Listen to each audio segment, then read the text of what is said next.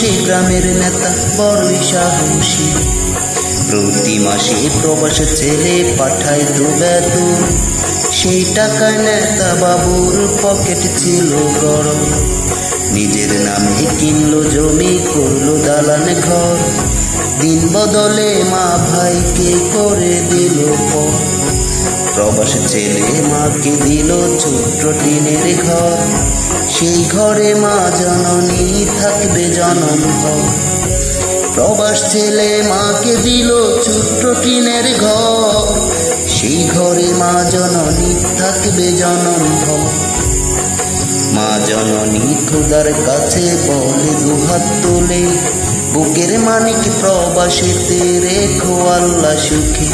একজন প্রবাসী বড় মিথ্যেবাদী, ওরা শত কষ্টেও বলে ভালো আছি।